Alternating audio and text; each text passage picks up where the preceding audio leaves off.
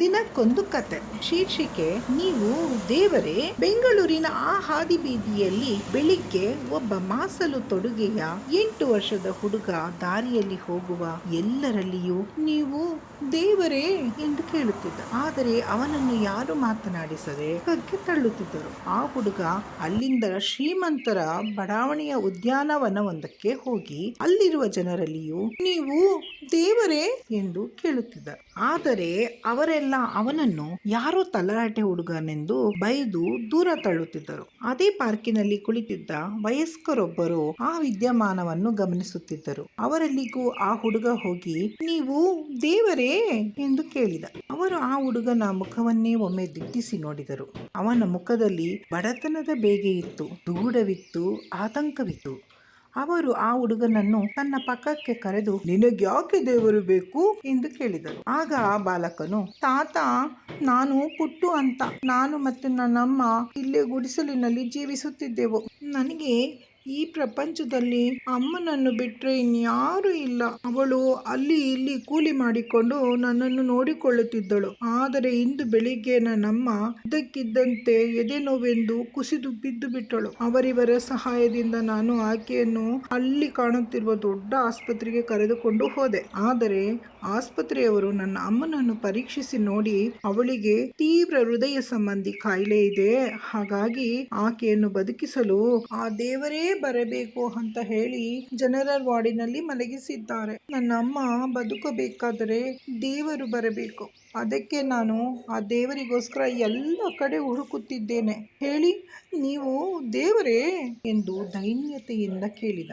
ಆ ಬಾಲಕನ ಮುಗ್ಧ ಮಾತನ್ನು ಕೇಳಿ ತಾತನಿಗೆ ಕರುಣೆ ಹುಟ್ಟಿತ್ತು. ಆದರೆ ಅದನ್ನು ಅವರು ತೋರ್ಪಡಿಸದೆ ನಗುತ್ತಾ, ನೋಡಪ್ಪ ಮಗು, ನಾನು ದೇವರಲ್ಲ, ಆದರೆ ದೇವರು ಎಲ್ಲಿದ್ದಾನೆ ಅಂತ ನನಗೆ ಗೊತ್ತು. ನಾನು ಆ ದೇವರಿಗೆ ನಿನ್ನಮ್ಮನ ಬದುಕಿಸಲು ಆಸ್ಪತ್ರೆಗೆ ಹೋಗಲು ಹೇಳ್ತೇನೆ. ನೀನು ತಕ್ಷಣ ಅಮ್ಮನ ಬಳಿ ಹೋಗು ಎಂದು ಪುಟ್ಟುವಿನ ಬೆನ್ನು ಸವರಿ ಕಳುಹಿಸಿದರು. ಅವರ ಮಾತನ್ನು ಕೇಳಿ ಸಂತೋಷದಿಂದ, ಹೇ, ದೇವರು ಬರ್ತಾರೆ, ನನ್ನ ಅಮ್ಮನನ್ನು ಬದುಕಿಸಲು ದೇವರು ಬರ್ತಾರೆ ಎಂದು ಕೇಕೆ ಹಾಕುತ್ತಾ ಆಸ್ಪತ್ರೆಯ ಕಡೆಗೆ ಓಡಿದ. ಅವನೆಡೆಗೆ ಸಹಾನುಭೂತಿಯಿಂದ ನೋಡುತ್ತಾ ಆ ತಾತ ತನ್ನ ಮೊಬೈಲಿನಲ್ಲಿ ಯಾರಿಗೂ ಫೋನ್ ಮಾಡಿದರು. ಇತ್ತ ಆ ಬಾಲಕ ಆಸ್ಪತ್ರೆಯಲ್ಲಿ ಜೀವನ್ಮರಣದ ಮಧ್ಯೆ ಹೋರಾಡುತ್ತಿದ್ದ ಅಮ್ಮನನ್ನು ಕಂಡು, ಅಮ್ಮ, ನಾನೀಗ ಒಬ್ಬ ತಾತನನ್ನು ಕಂಡೆ. ಅವರಿಗೆ ದೇವರು ಎಲ್ಲಿದ್ದಾನೆ ಅಂತ ಗೊತ್ತಂತೆ. ನಿನ್ನನ್ನು ಬದುಕಿಸಲು ಅವರು ದೇವರನ್ನು ಇಲ್ಲಿಗೆ ಕಳುಹಿಸುತ್ತಾರಂತೆ ಎಂದು ಆಕೆಗೆ ಸಮಾಧಾನ ಮಾಡಿದಾಗ ಆ ತಾಯಿಯು ಹತಾಶೆಯಿಂದ ಕಣ್ಣೀರು ಸುರಿಸಿದಳು.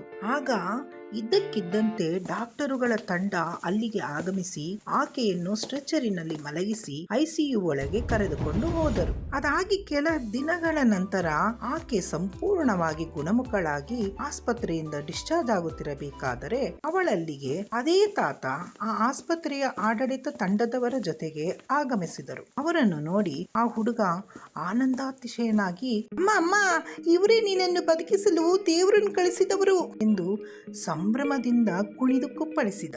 ಆ ತಾತನನ್ನು ಕಂಡು ಆ ಮಾತೆ ಕೈಗಳನ್ನು ಜೋಡಿಸಿ ಪ್ರಣಾಮ ಮಾಡಿದಳು. ಮಹಾಶಯರೇ, ನಾನು ಕನಸಿನಲ್ಲಿಯೂ ಊಹಿಸದ ರೀತಿಯಲ್ಲಿ ಈ ಆಸ್ಪತ್ರೆಯಲ್ಲಿ ನನಗೆ ಅತ್ಯುತ್ತಮ ಚಿಕಿತ್ಸೆ ಸಿಕ್ಕಿದೆ. ಆದರೆ ನೀವು ಕಳುಹಿಸಿದ ಆ ದೇವರು ಯಾರೆಂದು ನನಗೆ ಗೊತ್ತಾಗಲಿಲ್ಲ.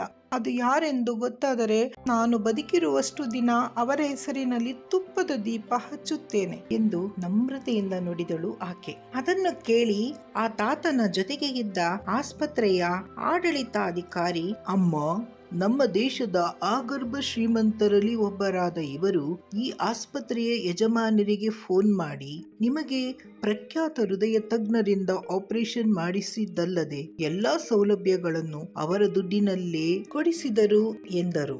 ಈ ಮಾತನ್ನು ಕೇಳಿ ಆಕೆ ಗದ್ಗದಿತಳಾಗಿ ಮಾತುಗಳು ಕಟ್ಟಿ ಹೋಗಿ ಕಣ್ಣಂಚಿನಿಂದ ನೀರು ತುಂಬಿಕೊಂಡು, ನೀವೇ ನನ್ನ ಪಾಲಿನ ದೇವರು ಎಂದು ಅವರ ಪಾದಕ್ಕೆ ಸಾಷ್ಟಾಂಗ ನಮಸ್ಕರಿಸಿದಳು. ಆಗ ಆ ತಾತ ಅವಳನ್ನು ಮೇಲೆತ್ತಿ, ನೋಡು ತಾಯಿ, ನೀನಿಂದು ಮಾರಣಾಂತಿಕ ಹೃದಯ ಕಾಯಿಲೆಯಿಂದ ಪೂರ್ಣವಾಗಿ ಗುಣಮುಖಳಾಗಲು ಕಾರಣ ನಿನ್ನ ಈ ಹುಟ್ಟು.